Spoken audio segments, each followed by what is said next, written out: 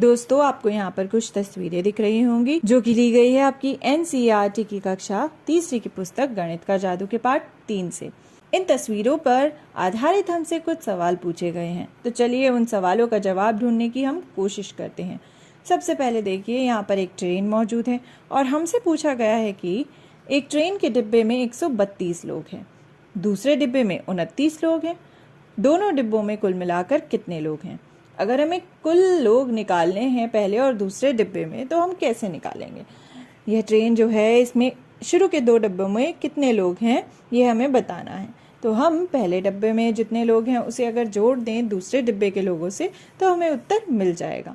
तो चलिए हम जोड़ते हैं। तो यहाँ पर हमने संख्याएं लिख ली। पहले डब्बे में है 132, तो ऊपर हमने वही लिख दिया और नीचे लिख दिया है कि दूसरे डब्बे में मौजूद है 29 लोग। तो सबसे पहले हम जोड़ेंगे इकाई को। तो देखते हैं यहाँ इन दोनों संख्याओं में इकाइयों का जोड़ कितना है। देखिए यहाँ कितनी हैं इकाइयाँ, 2 और 9। 2 और 9 मिलाकर कितने होंगे। 9 के बाद हम 2 और गिन लेते हैं, 10, 11। तो हमारा उत्तर आया 11। इकाइयों का जोड़ है 11। अब 11 में एक पूरा 10 का समूह भी निकल रहा है, यानी कि एक दहाई निकल रही है। तो अगर वो दहाई हम निकाल दे तो हमारे पास इकाई कितनी बचेगी, 1। अब हम वो दहाई जो एक समूह निकला है दहाई का, उसे हम पहुंचा देते हैं दहाई की जगह पर। तो यह हमने यहाँ पर लिख दिया +1। अब हम देखते हैं कि कुल मिलाकर कितनी दहाइयाँ हुई।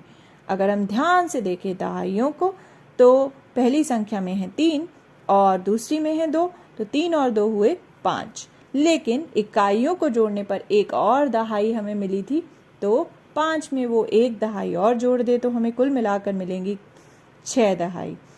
अब हम देखते हैं कि यहाँ 100 के कितने समूह हैं।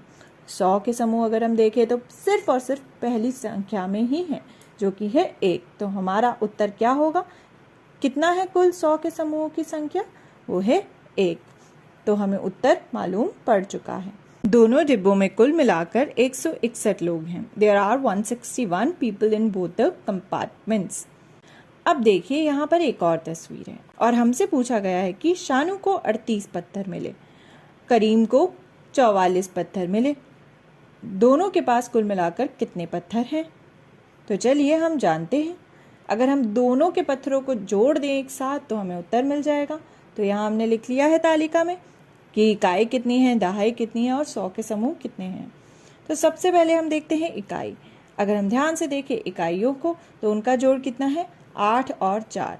8 के बाद चलिए हम 4 की और गिनती कर लेते हैं, 9, 10, 11, 12।